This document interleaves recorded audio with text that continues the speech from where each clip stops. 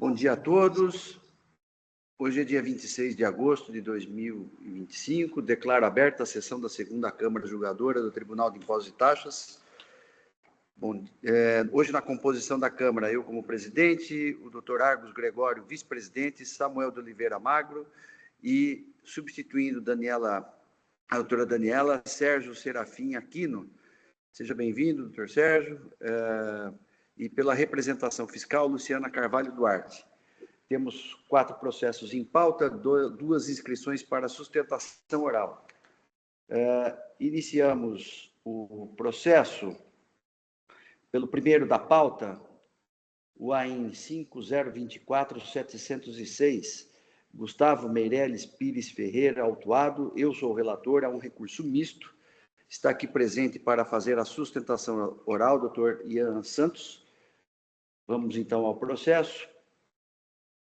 Farei aqui, então, um breve relatório. O assunto aqui é ITCMD. A acusação fiscal é de falta de pagamento do imposto, tendo em vista que houve doação de cotas sociais por valor inferior ao do mercado. A infração aqui diz respeito à infringência aos artigos 12, parágrafo 1º, 17, parágrafo 4º e 31, inciso 2D do regulamento do ICMS, do regulamento do ITCMD. A decisão de primeiro grau manteve integralmente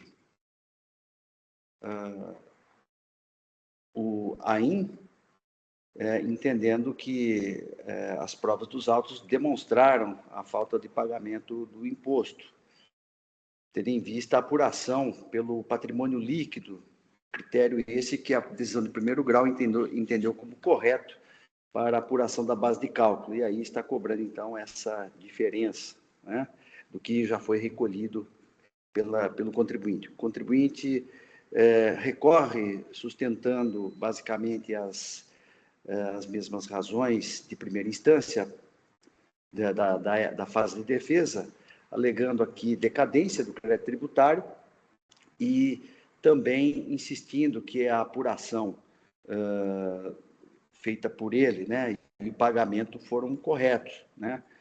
E eu não vou entrar em detalhes, né? Eu vou deixar aqui para que o doutor Ian possa explorar aí as suas razões, mas há aqui também um recurso de ofício, além do recurso ordinário, né, em que houve redução do crédito tributário, uma vez que a decisão de primeira instância, ela reduziu o crédito tributário para fixar a base de cálculo em 2/3, tendo em vista que a doação foi por usufruto, né?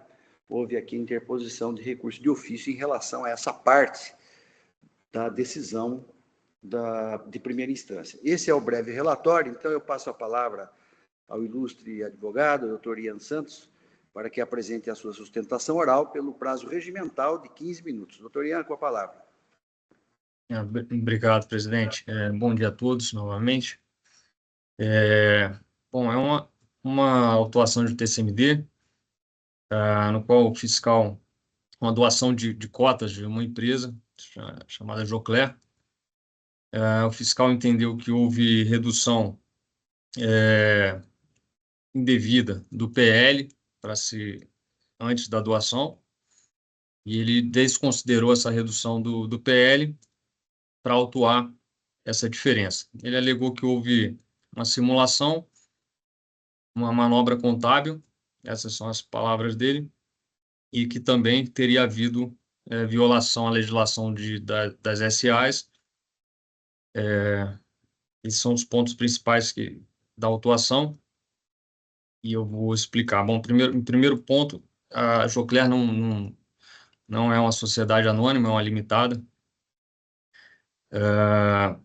Eu queria colocar aqui, principalmente, a não ocorrência do fato gerador de TCMD, que é o que eu pretendo demonstrar aqui, que uma vez que não houve a transferência dos valores apontados pelo fiscal, não houve a transferência de titularidade, que seria aí o fato gerador de TCMD, a doação. O que houve foi um planejamento sucessório não planejamento tributário, sucessório simplesmente, com a doação das cotas da empresa para os filhos, com reserva vitalícia, com usufruto vitalício dessas cotas, né? Então, todos os lucros, posteriormente, continuam sendo distribuídos ao doador, no caso, o senhor Roberto.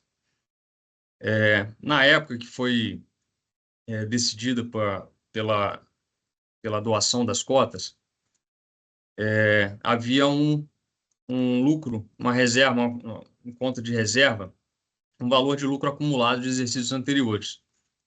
Como a ideia do senhor Roberto era doar apenas as cotas com a reserva do usufruto, ou seja, todo o lucro seria distribuído a ele ainda em vida, ainda é uma pessoa jovem, aí na casa dos seus 60 anos, que ainda faz a gerência da empresa, optou-se então por distribuir-se esse lucro acumulado dos exercícios anteriores. Então foi feita uma deliberação e a sociedade deliberou pela distribuição desse lucro. Tá? À época, 32 milhões era o lucro total da empresa, que no processo, especificamente da doação para um filho, 25% desse valor, 8 milhões. Então foi feita uma ata, deliberou-se pela doação, e na época optou-se pelo pagamento posterior desse valor. Então esse valor foi contabilizado como uma dívida, como um passivo, né? Ele saiu da conta de reserva do PL, foi contabilizado como um passivo, uma dívida da empresa para com o senhor Roberto. Esse valor ele foi pago muito antes da fiscalização, a doação em 2018, esse valor foi pago a maior parte em 2019 e uma parte restante em 2020 e 2021. Né? Então, quando da fiscalização, esses valores já tinham sido pagos de forma que não houve nenhum tipo de simulação.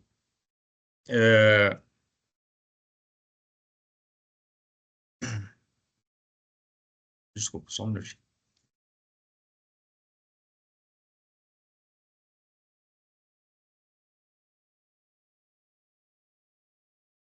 Desculpa. Então, o fiscal, qual foi o raciocínio do fiscal?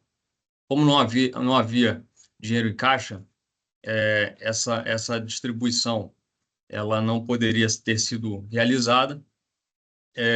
A lei da SA prevê um prazo para pagamento, como não foi pago no mesmo exercício, ele entendeu por desconsiderar essa distribuição e computar esse valor para fins de cálculo do TCMD.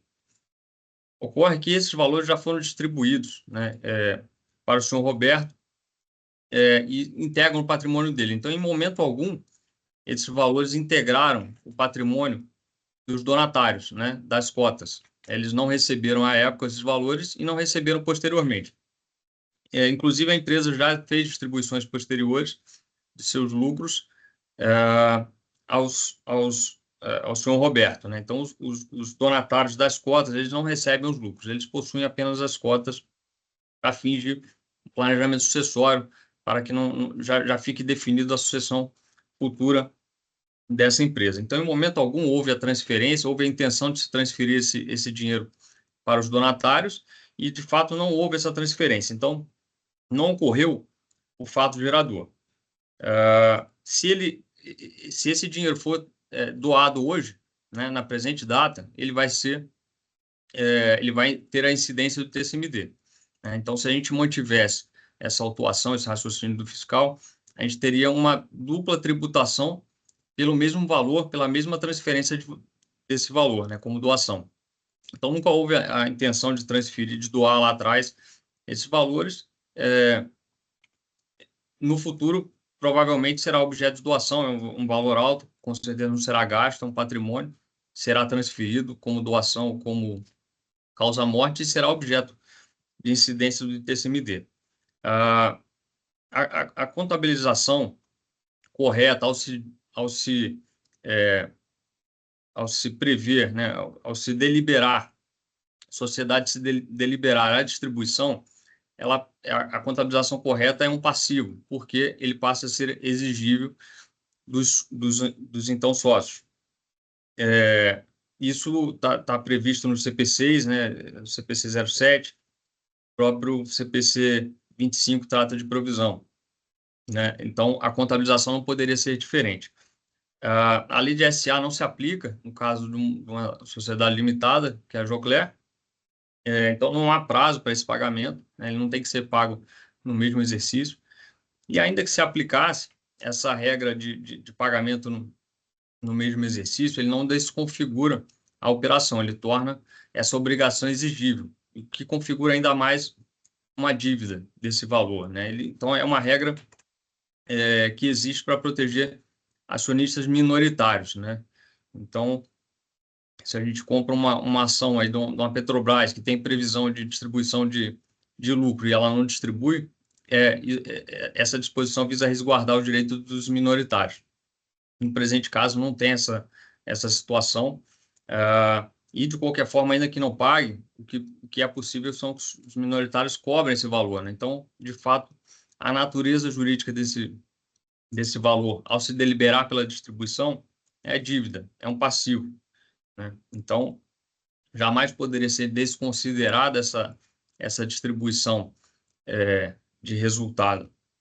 Então, basicamente, não houve o fato gerador do TCMD, não houve a doação, não houve a transferência desses valores para os donatários, né?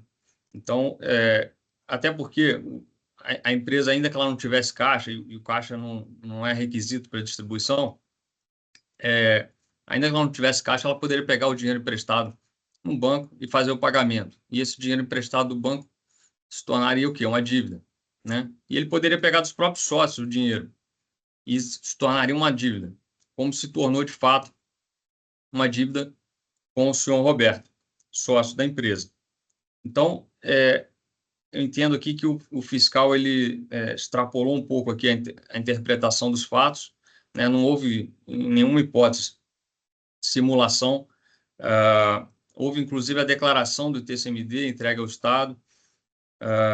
Então, o que o fiscal tenta aqui é colocar que teria havido talvez uma falha nessa sucessão e ele estaria, de certa forma, se aproveitando com a interpretação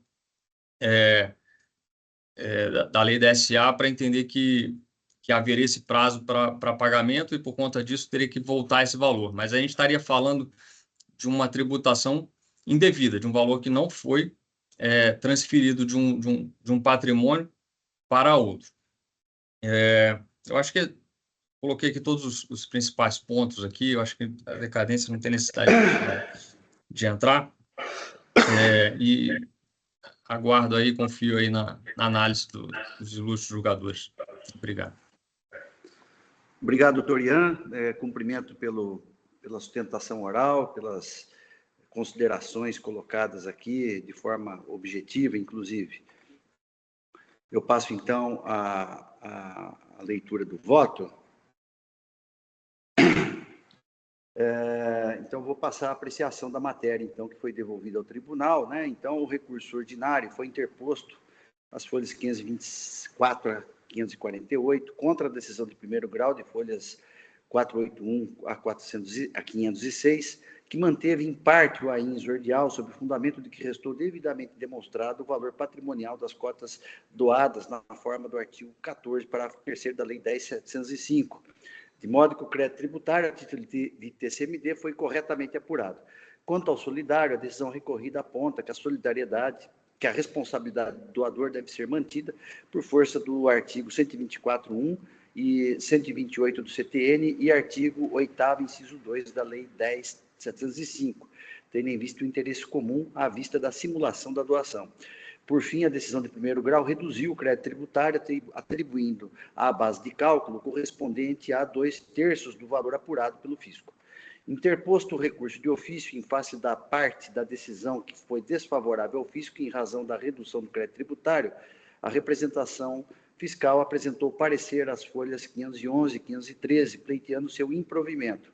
Em contra-razões ao recurso oficial de folhas 518 e 522, sujeitos passivos pedem a manutenção da decisão de primeira instância por seus próprios fundamentos, citando precedentes do TIT. O recurso ordinário pede a reforma da decisão ora recorrida, tendo por base os seguintes argumentos: decadência do crédito tributário pela aplicação do artigo 150, parágrafo 4º do CTN.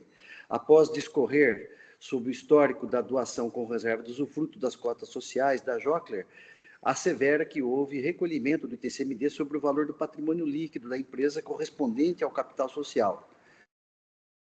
Que o montante transferido para o passivo da empresa de R$ 32.511.108,44 se refere aos lucros já apurados de competências anteriores para a distribuição dos sócios, que, por ser uma limitada e não uma sociedade por ações, não tem aplicação o prazo de 1 ano para a distribuição de que fala o artigo 205, parágrafo 3º da Lei 63.404 de 76, tendo em vista o disposto no artigo 1052 a 1087 do Código Civil, de modo que não há prazo para as sociedades limitadas distribuírem seus lucros ou dividendos, que os dividendos não foram doados, mas foram preservados aos doadores, que a fiscalização não aplicou a correta técnica contábil para apurar o patrimônio líquido da empresa, pois a reserva de lucros passou a ser um passivo ou dívida da sociedade com os doadores, exigível independentemente do titular das cotas sociais, pois está alocado na conta reserva de lucros que estão sendo distribuídos até hoje, que a contabilização dessa distribuição de lucros aos doadores está de acordo com a interpretação técnica ICPC número 7. Por fim, conclui que não houve fato gerador do ITCMD, pois os referidos valores foram mantidos no patrimônio dos doadores, de modo que o imposto fora corretamente recolhido. Em contra-razões de folhas 552 a 562, a representação fiscal pede a manutenção da decisão recorrida, pois as provas dos autos mostram que a fiscalização observou corretamente as regras dos artigos 9º e 14, parágrafo 3º da Lei 10.705. Eis que deve ser aplicado o critério do patrimônio líquido da empresa, lembrando que a fiscalização excluiu da apuração do crédito tributário os valores efetivamente pagos aos sócios, de modo que o PL do primeiro semestre de 2018 reflete o real valor de mercado da Jockler. Também aponta que deve ser aplicada a regra do artigo 173.1 do CTN. Definida a controvérsia, passa o exame dos recursos. O recurso de ofício diz respeito à decisão de primeiro grau na parte em que reduziu o crédito tributário. Com efeito, o apelo oficial deve ser conhecido e improvido nos termos do requerido pelas partes litigantes. A representação fiscal aponta que a decisão de primeiro grau deve ser mantida, tendo aplicação ao artigo 20 da Lei 13.457. De outra parte, correta a decisão de primeiro grau ao fixar o importe de 2/3 do valor da base de cálculo apurado pelo fisco, força do artigo 9º, parágrafo 2º, item 4 da Lei 10.705. Pelo princípio da legalidade estrita que rege o direito tributário, desprovejo o recurso. Passo a análise do recurso ordinário, decadência. Os recorrentes alegam a ocorrência da decadência pela aplicação do artigo 150, parágrafo 4º do CTN. O fato gerador da doação ocorreu em 29 de 11 de 2018. O auto de infração foi lavrado em 27 de 11 de 2023. E as notificações aos sujeitos passivos do presente auto de infração ocorreram em 29 de 11 de 2023. Conferir folhas 407 e 411. Observo que os prazos anuais se encerram no mesmo dia do mês do seu início, de modo que, iniciado o prazo em 29 de 11 de 2018, o prazo de 5 anos se encerraria em 29 de 11 de 2023 e não em 28 de 11 de 2023, consoante sistemática prevista nos artigos 1º e 3º da Lei 810 de 1949, em pleno vigor. Com efeito, em relação ao prazo decadencial do artigo 150, parágrafo 4º do CTN, o crédito tributário se aperfeiçoou dentro do quinquídio legal, de modo que não houve decadência. Ainda assim, vislumbro que houve atos dissimulados pelos sujeitos passivos, acarretando a aplicação do artigo 173.1 do CTN, como veremos adiante. Afasto a decadência. Entendo que razão não... Agora, quanto ao mérito, Entendo que razão não assiste aos recorrentes. A decisão de primeiro grau deve ser mantida por seus próprios fundamentos, que adotam como razões de decidir.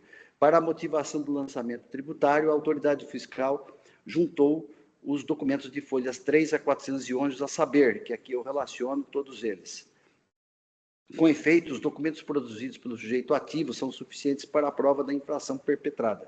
De início, ressalte-se que a teor do artigo 9º, parágrafo 1º, e do artigo 14º, parágrafo 3º da Lei 10.705, a correta apuração do valor de mercado das costas sociais é através do patrimônio líquido da empresa, por representar a grandeza econômica da base de cálculo de TCMD, consoante o placê da pacífica jurisprudência do Poder Judiciário. A título de ilustração, indico os seguintes julgados, todos aqui do Poder Judiciário, Tribunal de Justiça do Estado de São Paulo. Registro que os recorrentes e a recorrida não divergem nesse ponto, mas sim quanto aos critérios contábeis adotados pela fiscalização para se chegar ao valor da base de cálculo de TCMD. O ponto nodal da controvérsia é saber se os valores transferidos para a conta de dividendos a pagar poderiam ou não ser considerados como passivo para fins de apuração do patrimônio líquido da empresa. A fiscalização sustenta que houve manobra contábil tendente a reduzir a base de cálculo TCMD, ora em debate. O contribuinte, por sua vez, aponta que todos os atos societários e contábeis foram regulares, ou seja, respeitando as normas técnicas contábeis de tal sorte que a autoridade fiscal não teria base legal para desconsiderar a reserva de lucros, que passou a ser um passivo da empresa. É-se disso que a distribuição de lucros de forma antecipada é lícita, pois tem previsão em lei e em normas contábeis. Veja-se que o ICPC número 8, R1, itens 17 e 18, traz a previsão dos dividendos intermediários por ato ou vontade dos sócios, bem como o quanto previsto no pronunciamento CPC 25, item 14, de que o não pagamento de tais dividendos deverão ser lançados como passivo da entidade. Entretanto, deve-se examinar se tais atos societários e lançamentos fiscais foram feitos de forma dissimulada pelos recorrentes, vale dizer, nas palavras da fiscalização, como manobra contábil unicamente para reduzir a base de cálculo do TCMD. Analisando detidamente as provas dos autos, entende que a tese dos recorrentes não vingam. Há vários elementos que demonstram a dissimulação no presente caso, consoante a aplicação da técnica da dinâmica da fraude, proposto pela professora Maria Rita Ferragut, como solução para a prova da fraude, da qual eu adoto. Pelo que chama de dinâmica da fraude, a prova não recairia sobre a intenção do agente em si, mas sobre a circunstância dos fatos e as características dos autos por ele praticados, que aqui eu trago a doutrina, transcrevendo aqui o trecho que é pertinente. Com efeito, tendo por base a referida teoria, passo a analisar o apelo dos particulares no que diz respeito à alegada inexistência de infração fiscal diante da alegada ilicitude do registro contábil dos valores como passivo da empresa. Em primeiro lugar, verifica-se que houve transferência de R$ 32.511.108,44 do patrimônio líquido para o passivo, não circulante, exigível a longo prazo, às vésperas do ato de doação, redundando na redução do patrimônio líquido justamente ao valor do capital social no valor de R$ 2.200.000. Conferir declarações de doação extrajudicial, números tais e tais, apuração do patrimônio líquido indicado das folhas 11, balanço patrimonial de folhas 11, 12 e 13, documentos de folhas 281 e 439 e 442, com atos societários, as folhas 441 e 442. Tendo em vista o montante destinado para o passivo não circulante, obviamente que o reflexo foi a inexistência de disponibilidade financeira para o pagamento no mesmo exercício social ou a curto prazo, conferir folhas 28 a 31, salvo se a sociedade empresária lançasse mão de todo o seu ativo, o que seria improvável por inviabilizar ou comprometer as atividades econômicas da Jockler. Veja-se que os documentos de folhas 277 a 287 mostram que a conta reserva de lucro sempre apresentou valores elevados, tendo sido zerada alguns meses antes da doação. Com isto, houve impacto direto na apuração do ITCMD a teor do artigo 14, parágrafo 3º da Lei 10.705. O que também corrobora a indevida transferência de valores para o passivo não circulante adredemente foi que houve elevação do patrimônio líquido de R$ 3.776.569,64 para R$ 23.624.457,46 iniciando-se a recomposição do PL logo após a doação, ou seja, entre o período de dezembro de 2018 a dezembro de 2021. Conferir livro Razão Contábil apresentado pelo contribuinte, as folhas 296/348 e mencionado as folhas 24 no relatório circunstanciado. Outro ponto importante é apontada a manobra contábil, entre aspas, consistente na segregação indevida de ativos do patrimônio líquido, de tal como detectada pela fiscalização conforme trecho do relatório circunstanciado de folhas 17, que transcrevo. Eu não vou ler para não cansá-los, sigo aqui no meu voto. Na medida em que o passivo da empresa pode ser contabilizado de longo prazo, por ser de provável saída de recursos, também é verdade que a empresa poderá adotar procedimentos contábeis para recompor o patrimônio líquido, como assim o fez, ou então a sociedade deliberar sobre nova destinação dos valores anteriormente destinados ao passivo não circulante, dentro de sua conveniência, maiormente após o ato de doação, por óbvio interesse. Demonstrada a dissimulação, cabível a aplicação do artigo 116, parágrafo único do CTN, de modo a considerar o patrimônio líquido tal como apurado pela fiscalização.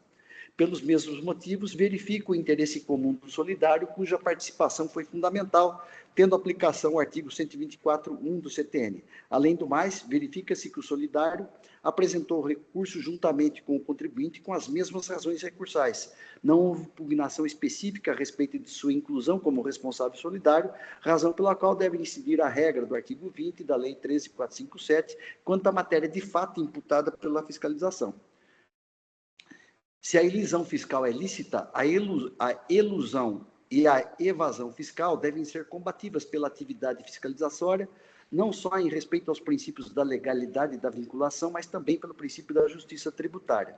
Por tais razões, a despeito dos julgados do ASAINS 5.024.708, dígito 6, e 5.024.707, dígitos 4, indicados pela petição de folha 565/566, nega-se a provimento ao apelo dos particulares. Só para esclarecer, o contribuinte apresentou, os recorrentes apresentaram petição recentemente, trazendo aqui dois precedentes, salvo engano, da 4ª Câmara Julgadora, que, em relação aos mesmos sujeitos passivos, foi julgado, foi cancelado aí, né? Teve uma divergência aqui em relação a esse voto, mas eu fiz essa menção para deixar registrado que não me passou despercebido a alegação aí do contribuinte.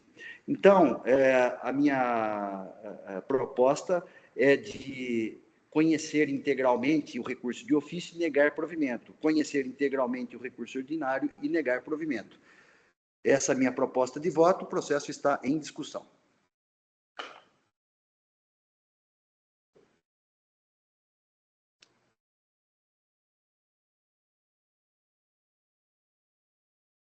Muito bem, não havendo inscritos, eu estou encerrando os debates.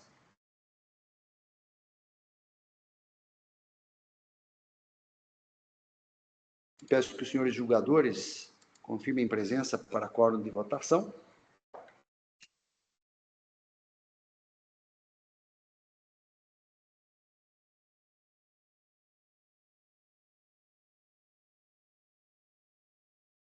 Doutor Sérgio precisa confirmar. Confirmado. Processo em votação.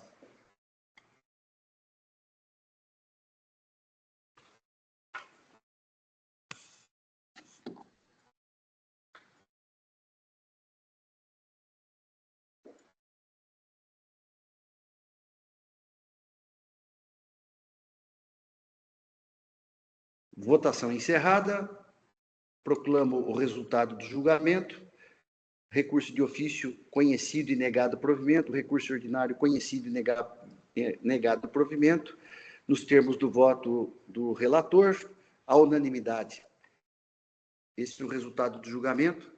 Agradeço aí a presença e cumprimento novamente pela sustentação oral, doutor Ian. Passamos, então, ao próximo processo. Obrigado, bom dia a todos. Bom dia.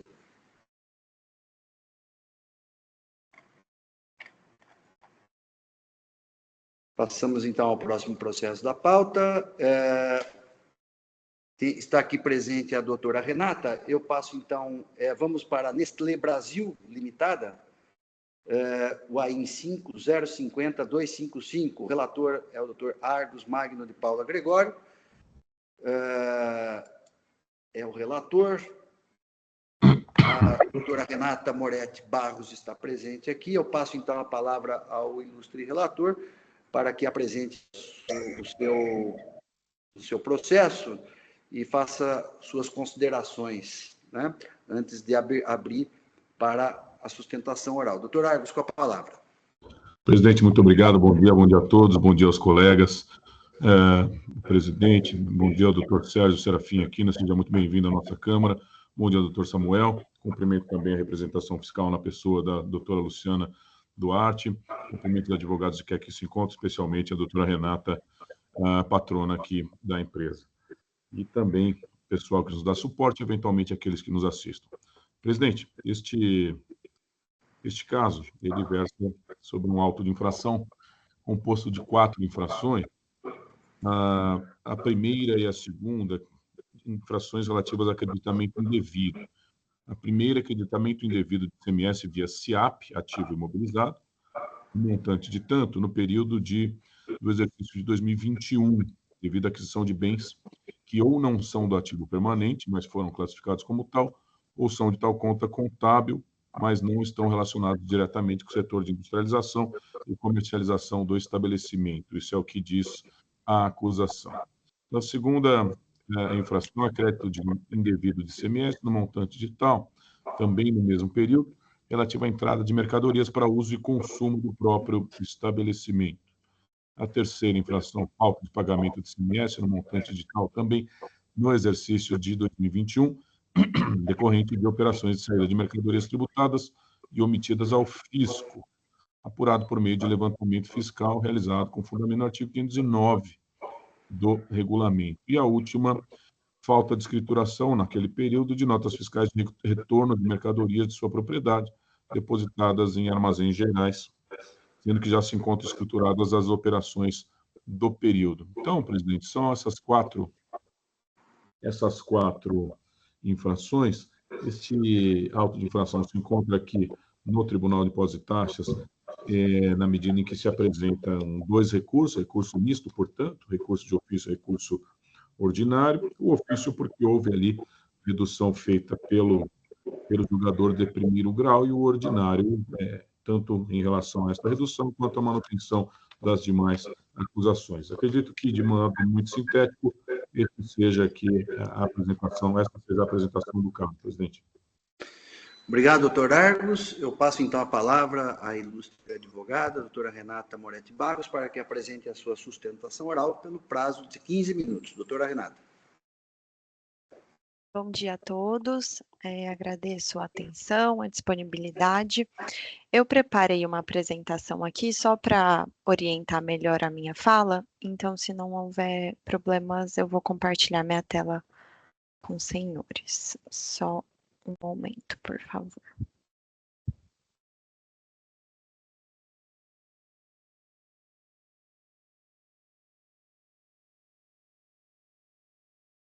Está aparecendo para vocês? Ótimo. Bom, então aqui tem apenas um resumo mesmo das infrações, como já foi muito bem pontuado pelo Dr. Argos, né? A gente tem 4 infrações, 2 de creditamento indevido, sendo uma delas vinculada a bens do ativo imobilizado, a segunda vinculada a bens de uso e consumo. Neste item, nós tivemos uma redução em primeira instância de aproximadamente R$550 mil a título de principal. E essa redução, ela diz respeito, então, aos itens correspondentes às big bags e aos displays que foram entendidos como insumos da atividade produtiva da empresa. O item 3 trata de falta de pagamento do imposto por conta de um levantamento fiscal, né, em que se apurou supostamente uma omissão de saídas por parte da empresa. E o item 4, ele diz respeito a uma multa por falta de escrituração de documentos fiscais. Eu vou passar aqui só pelos itens que nós entendemos que são mais controversos, porque muitas matérias aqui já são realmente de conhecimento, então eu vou me ater àquilo que é mais controverso, de fato. Então, passando aqui para parte do recurso de ofício, né, nós tivemos, então, o cancelamento relativo às big bags e aos displays, e, em primeira instância, houve, inclusive, uma manifestação do fiscal autuante concordando com a redução desses itens, né, isso foi confirmado, então, pela decisão de primeiro grau. Não obstante, foi apresentado o recurso de ofício pela representação fiscal, sob o entendimento, então, de que esses itens eles não se integrariam ali ao produto final e, portanto, não dariam direito de crédito. Aqui eu trouxe essas imagens só para ilustrar do que a gente está tratando aqui, né? O que são essas big bags, o que são os displays que vão ali nas embalagens dos produtos. E trouxe também a decisão normativa CAT número 1 de 2001, que foi o que fundamentou tanto a manifestação do fiscal autuante quanto a decisão de primeiro grau, porque essa decisão normativa CAT, ela realmente reconhece o direito de crédito relativo ao material de embalagem, que é justamente o que a gente está tratando neste item. Então, aqui a gente pede realmente para que seja mantido esse entendimento, né? Existem julgados também aqui desse egrégio tribunal a respeito do tema, então, realmente, a gente entende que esses produtos, eles são insumos da produção e a decisão normativa CAT confirma esse nosso entendimento.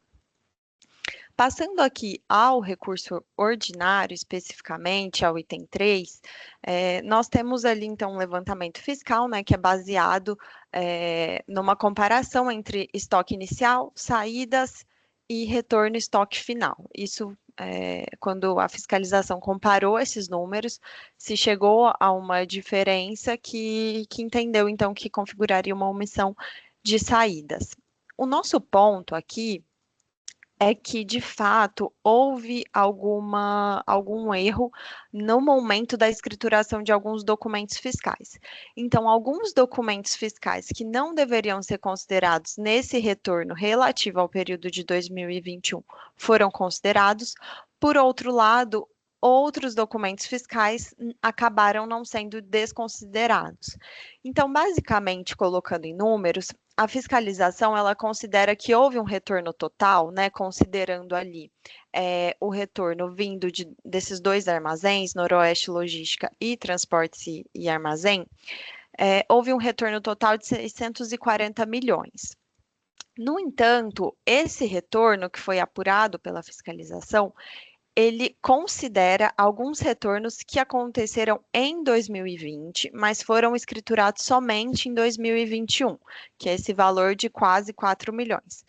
Por outro lado, existe um valor de 107 milhões de retornos que ocorreram em 2021 e que, portanto, no nosso entendimento, né, deveriam ser computados pela fiscalização, mas como eles foram escriturados só no ano seguinte, né, em 2022 ou em 2023, eles acabaram sendo desconsiderados nessa conta, e isso acabou aumentando essa diferença. Se a gente considerar esses valores ali na conta, essa diferença de estoque, ela realmente desaparece. Então, aqui o nosso pedido é para que haja uma conversão em diligência, para que as notas fiscais ali, nós apresentamos uma planilha comparativa, né, com a data das notas fiscais e a data das escriturações para mostrar esse confronto. E então a gente pede uma conversão do julgamento em diligência para que essas planilhas sejam analisadas e para que ao final, né, prevaleça a verdade material. A gente trouxe aqui alguns julgados aqui do próprio tribunal, reconhecendo tanto a possibilidade de conversão em diligência em sede de recurso ordinário, quanto a possibilidade de aplicação do princípio da verdade material. Eu acho que esses são os principais pontos que eu gostaria de trazer e eu fico à disposição para qualquer esclarecimento. Muito obrigada. Cumprimento a doutora Renata pela sustentação oral muito clara e muito didática na apresentação de suas razões, abordando aí todas as acusações fiscais. Eu passo, então, a palavra ao ilustre relator para apresentar seu voto. Doutor Argos, com a palavra. Muito bem, presidente. Muito obrigado. Quero cumprimentar aqui a doutora Renata pela objetividade da sua sustentação oral. Também deixar claro aqui para a Câmara a razão pela qual eu pedi para que o processo retornasse para a pauta nesta sessão, porque na sessão passada eu esperava a realização de sustentação oral justamente para que fossem esclarecidos alguns pontos. Se o presidente me permitir, antes da leitura do meu voto, gostaria de fazer 2 questionamentos para a doutora Renata, para a advogada, pode ser? O primeiro deles, que para mim é essencial para o deslinde do feito, especificamente com relação ao item 3, esta escrituração feita extemporaneamente, seja em 2021, com relação a operações ocorridas em 2020, ou seja em 2023 e mesmo 22, de operações de 2021, essa escrituração ela se deu antes da fiscalização, correto? Exatamente. Toda a escrituração das notas ela ocorreu antes do início do processo de fiscalização. Ok, essa era uma dúvida que eu tinha. Na verdade, eu já tinha o meu juízo, mas eu gostaria só de confirmar com a patrona. Muito bem. E a segunda pergunta pode ter me falhado aqui, mas eu não me recordo de vocês pedirem no recurso ordinário a conversão do julgamento em diligência. Eu vou confirmar, mas eu acho que está no parágrafo 87 do nosso recurso. Tá, que talvez eu não me recorde, mas de toda sorte, eu vou passar a leitura do voto, mas eu já anuncio que eu estou propondo a conversão do julgamento em diligência. É que mesmo sem me recordar se vocês tinham feito o pedido ou não, eu entendo esta a melhor solução. Presidente, aqui em atenção em respeito à presença da patrona, eu vou ler o voto, ele é curto, se me permite, eu vou ler, fazendo aqui uma leitura um pouco mais rápida do que usualmente se faz. Vamos lá. Trata-se, pois, de recurso misto. Delimitada a matéria a ser apreciada por esta Câmara julgadora, passar ao voto. Antes de qualquer pronunciamento sobre o mérito das questões trazidas por ambas as partes, junto aos recursos aviados nos autos e da leitura dos argumentos manejados junto ao item 4 do recurso ordinário em relação à infração descrita no item 3 do presente AIM, destaco que encontro pontualmente junto ao parágrafo 44. Eu vou citar para ficar claro aos colegas. No item 3 do auto de infração, a fiscalização apurou divergências de estoque, que levaram a equivocada presunção de que a recorrente teria dado saída de mercadorias, na verdade, remessa de mercadorias aos armazéns gerais, sem emissão de documento fiscal e sem o respectivo lançamento do imposto de seus livros fiscais, resultando na suposta falta de recolhimento do ICMS no exercício de 2021. Em sequência, deparo-me as folhas 9835 e 9853 com tabelas indicando mercadorias cujas operações se deram nos exercícios de 2020 e 2021, as quais foram escrituradas temporariamente em 2021, 2022 e 2023, e que supostamente dizem respeito ao retorno de mercadorias remetidas para depósito fechado ou armazém geral. Atesto também que as referidas tabelas são acompanhadas por cópias dos registros fiscais dos documentos de entradas de mercadorias e aquisições de serviços acostados às folhas 9854 a 16749. Finalmente, constato que tais documentos são trazidos aos autos apenas com a sua peça ordinária, não tendo os mesmos sido apresentados no atendimento à fiscalização, tampouco quando da defesa. Pois bem, como só vai acontecer em casos semelhantes submetidos à minha decisão, seja enquanto relator ou mesmo sob o relato de qualquer dos meus pares, sou convicto quanto a ser perquirida a verdade material, de modo a se melhor analisar a matéria de fato e de direito contida em quaisquer documentos constantes de expedientes contenciosos administrativos, independente do momento processual em que possam ter vindo aos autos, mormente sobre os quais inexista manifestação sobre seu conteúdo, ao exemplo do que se verifica neste expediente. Respeito àqueles que entendem sentido contrário, em absoluta observância à literalidade da norma aposta. Entretanto, como entendo, assim fazendo com esteio na jurisprudência dominante junto aos nossos tribunais superiores.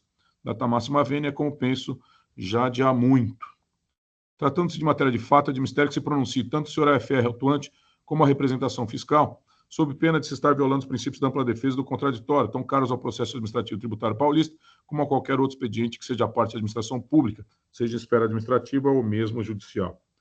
Concluo, pois, frente aos argumentos manejados e daquilo que encontro junto à peça recursal ordinária, que o presente expediente administrativo não esteja maduro para julgamento em relação especificamente à acusação contida no item 3 da peça exordial, tampouco para afirmar a minha convicção sobre o quanto a ser decidido em relação à matéria ela versada. Justifico.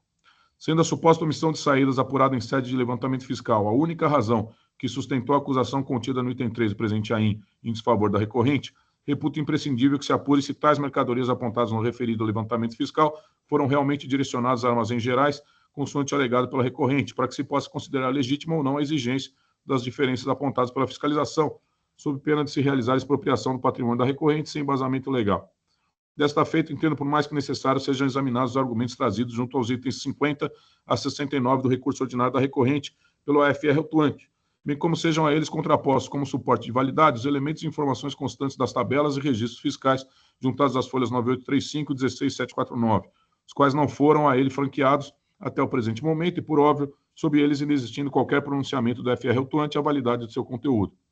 Frente ao quanto exposto em relação ao presente item 3, concluo que o mesmo não está maduro para julgamento. Há evidente dúvida quanto ao resultado dos exames dos documentos acostados aos autos pela recorrente, especialmente no que respeita ao cotejo entre os registros fiscais, as tabelas e a destinação de tais produtos a armazéns gerais. Fato este último que, se comprovado, redundaria em operações que não serão passíveis de tributação pelo ICMS. Para a formação de minha convicção pessoal, entendo deveras necessária a manifestação expressa do FR autuante acerca de sua conclusão sobre o cotejo acima pontuado. Desta feita, diante do conjunto probatório que encontro no presente AIN, considerando a prerrogativa do artigo 25 da Lei 3.457, que dispõe sobre a competência dos órgãos julgadores na determinação de realização de diligências necessárias à correta instrução do processo administrativo tributário estadual, proponho a conversão do julgamento em diligência com a remessa do presente auto de infração ao senhor FR autuante para que, de modo claro, objetivo, pontual e conclusivo, se manifeste sobre o teor dos argumentos trazidos junto aos itens 50 a 69 do recurso ordinário aviado e a eles realize o cotejo com 1. O teor das tabelas juntadas às folhas 9835. 2. O teor dos registros fiscais dos documentos de entradas de mercadorias e aquisições de serviços acostados às folhas tais.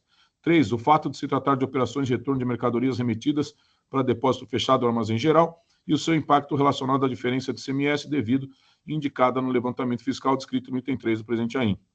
Após a vinda dos autos, desse vista a representação fiscal, nos termos do decreto número 54486 e do regimento interno desse TIT, bem como autuada para as considerações que julgar pertinentes. Ato contínuo, retorne os autos ao final, conclusos esta Câmara para deliberações finais. Acaso seja vencido nesse voto, tomo a vênia em apresentar o restante do meu voto na próxima sessão, considerando o conjunto probatório juntado nos autos até o presente momento. Tendo em vista a melhor e adequada instrução processual, respeitosamente é como voto, que ora submeto ao crivo de meus pares. Portanto, presidente, eu não estou confortável com relação apenas ao item 3, entendo que a juntada desses documentos e desses argumentos deve ser franqueada à vista ao AFR autuante para que ele se posicione a respeito, assim como a própria representação fiscal. Então, esta é a proposta, presidente, de conversão do julgamento em diligência. Eu cumprimento o ilustre relator pelo voto proferido, muito bem explicado e fundamentado. O processo está em discussão.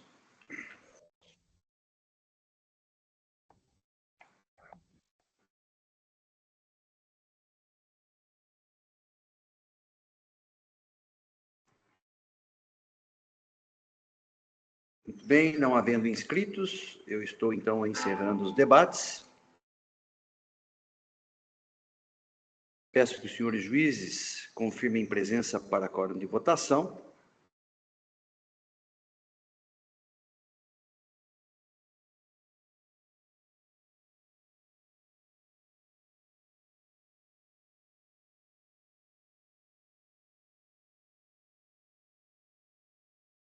Todos confirmados, processo em votação.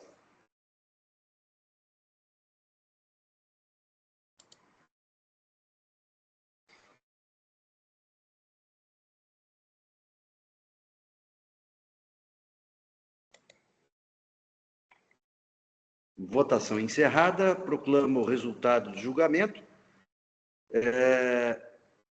Prevaleceu aqui a proposta do relator para converter o julgamento em diligência, referente ao item 3, à unanimidade. Julgamento encerrado. Cumprimento mais uma vez a doutora Renata pela presença e pela sustentação oral. Bom dia a todos. Obrigada. Obrigado. Passamos, então, ao próximo processo da pauta. Bruno Sestari Oliveira, eu sou o relator, é um recurso ordinário, o AIN é o 5052286.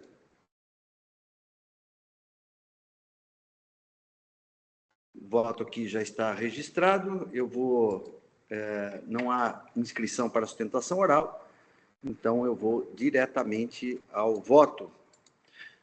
ITCMD, trata-se aqui de venda de cotas sociais por valor irrisório. A questão aqui discutida é que o contribuinte sustenta que fez uma venda de cotas lícitas pelo valor contratual e o fisco discorda, entendendo que foi por um valor irrisório, né? Então, aqui a questão aqui envolve a chamada doação mista, né, em que se desconta o valor efetivamente pago pelas cotas e tributa-se aquele valor que ficou excedente, né, do valor real da empresa, né? A discussão gira em torno disto, né? Então, o recurso ordinário, ele apresenta aqui dois argumentos básicos, que é a ausência de hipótese de incidência do TCMD, pois houve distorção dos conceitos jurídicos de direito privado ao desconsiderar o negócio jurídico de venda de cotas sociais levadas a efeito.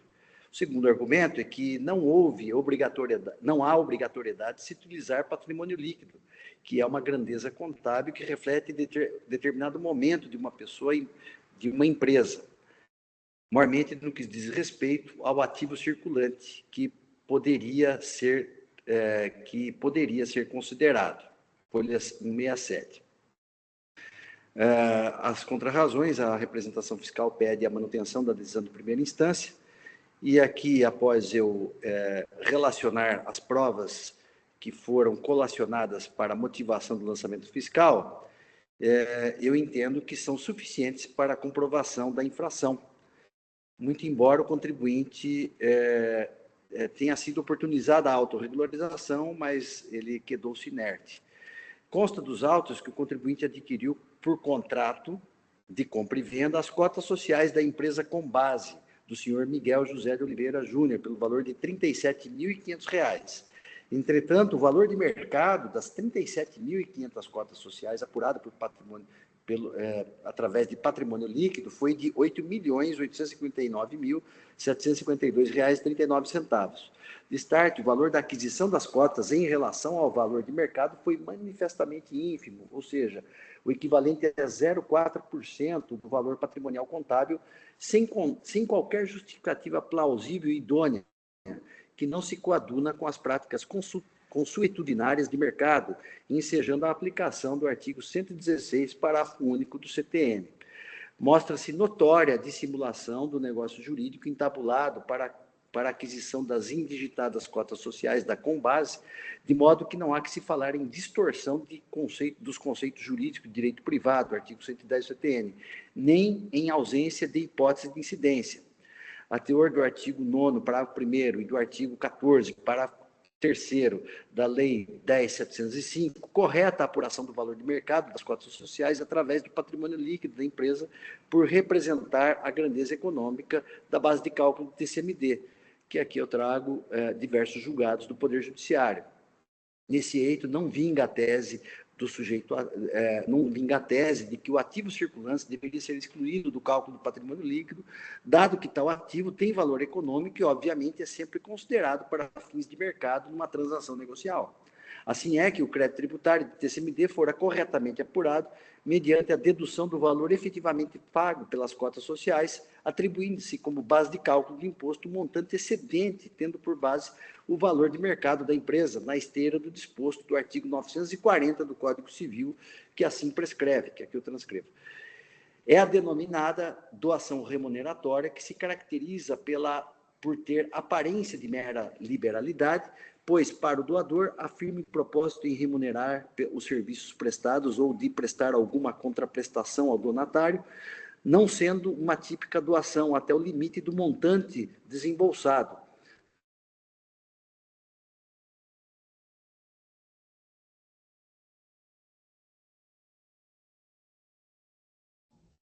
Ao menos para mim aqui travou o presidente. Ah, bom. Então está tudo normal. Travado. É ele que está travado. Vou avisar aqui que travou.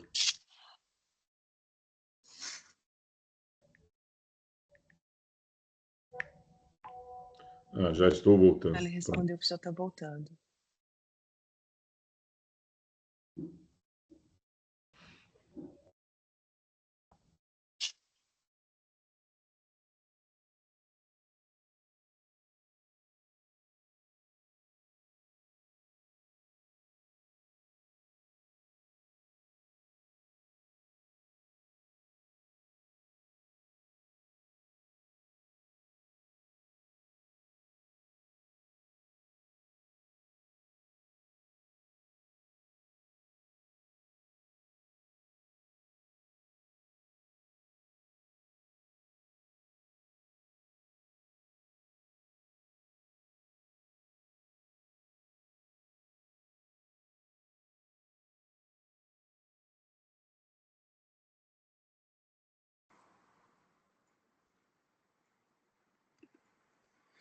Desculpe aí, caiu aqui a minha internet, aqui deu uma falha, mas eu estava, no meu voto, já estava adiante aqui, depois de mencionar o artigo 540 do Código Civil, eu esclareço que a denominada doação remuneratória, que se caracteriza por ter aparência de mera liberalidade, pois para o doador a firme propósito em remunerar os serviços prestados ou de prestar alguma contraprestação ao donatário, não sendo uma típica doação até o limite do montante desembolsado, não tendo aqui caráter de efetiva liberalidade. Porém, se o valor da remuneração, da contraprestação ou da recompensa superar o valor do benefício recebido, caracteriza-se a liberalidade, que para efeitos tributários configura-se como doação.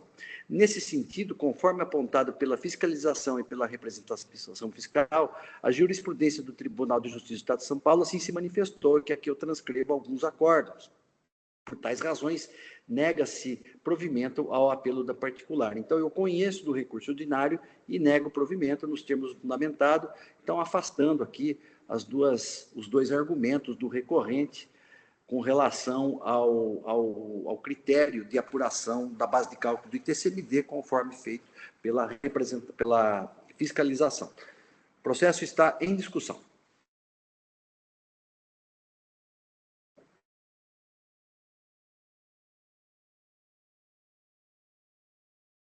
Não havendo inscritos, estou encerrando os debates. Aguardo a confirmação pelos senhores juízes para fins de quórum, de votação. Todos confirmados. Processo em votação.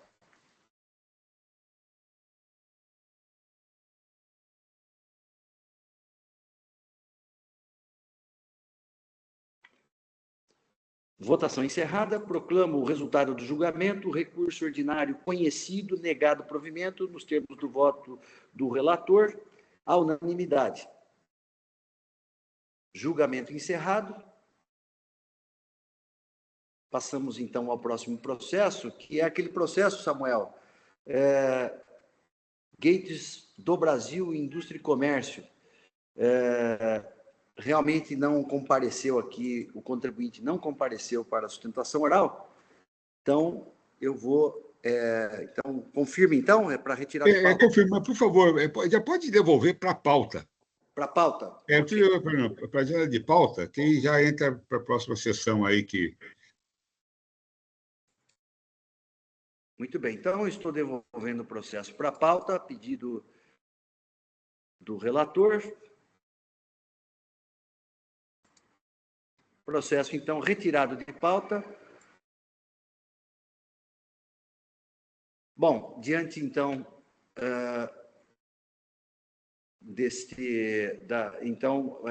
diante da retirada de pauta deste processo, nós cumprimos, então, a pauta de hoje.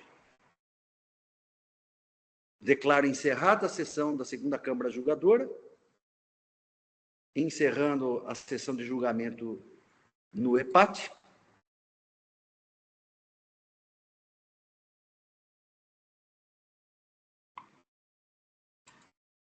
Confirmado o encerramento.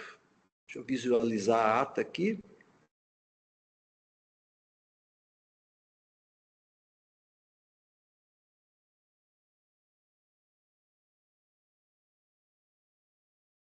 Muito bem. A ata está, assim, numa primeira olhada, está toda regular. Eu agradeço, então, a presença de todos, e em especial aqui, Dr. Sérgio Serafim Aquino, que veio aqui gentilmente substituir. Agradeço aqui a sua presença, espero que esteja aqui em breve. E peço, então, Oswaldo, que encerre, então, a gravação, por favor.